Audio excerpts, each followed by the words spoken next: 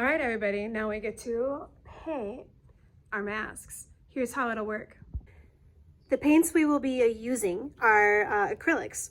Acrylics are great because they dry shiny and they dry permanent, and it won't be dusty anymore on your plaster mask. On the table here, I have a bunch of different colors. These are the containers that you take the color out of, and then you find a palette to load up.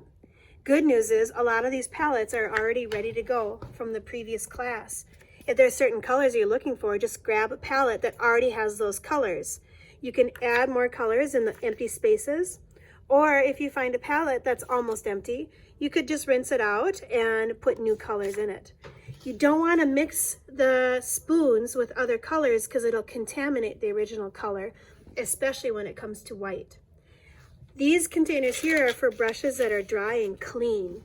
Do not put dirty brushes back in this container. They'll just dry, rock hard, and be garbage. The brushes that are dirty, like these two, they need to be in a bucket of water at your table.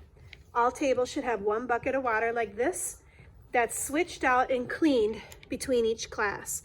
At the end of the day, I'll wash the brushes, but if they have paint in them, they need to be in water when they're not being used. When you go to do small details, use a smaller brush like this. It'll make it so much easier. If you can't find a smaller brush, visit the other containers on the other tables or the materials table. When you go to paint your mask, you'll want to use a back and forth motion with your brush. So take a brush out of some water. You can dry it off a little bit on your tablecloth and then dip it in the paint. If it's really drippy, wipe the sides a little bit.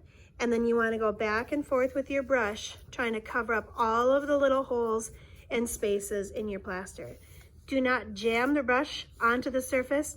Don't spin it, smash it. Just nice back and forth motion to cover up everything you need to do. And when you're done, it goes back into the water. The hot glue will not stick to a shiny, wet surface like this one.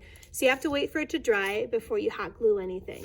You can tell when it's dry when it loses a little bit of shine or when no paint comes off when you touch it. Finally, if you notice that you got some of the paint on your clothes, you'll need to come to the sink right away and find one of these sponges like this. Get some hot soapy water and scrub your clothes with the green side of the sponge to try to get it off before it dries. Oh, and I almost forgot how to clean up. At the end of class, you're going to roll up your used tablecloth carefully and put it in the recycling bin.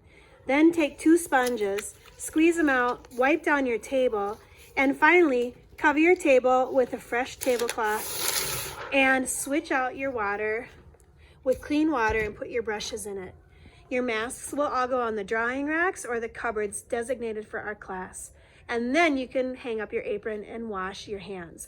Any palettes that you have leftover paint on can come to this table for other kids to use. Do not put dirty brushes in this bucket. All right, these masks are gonna be cool. I mean, aesthetic and functional, right?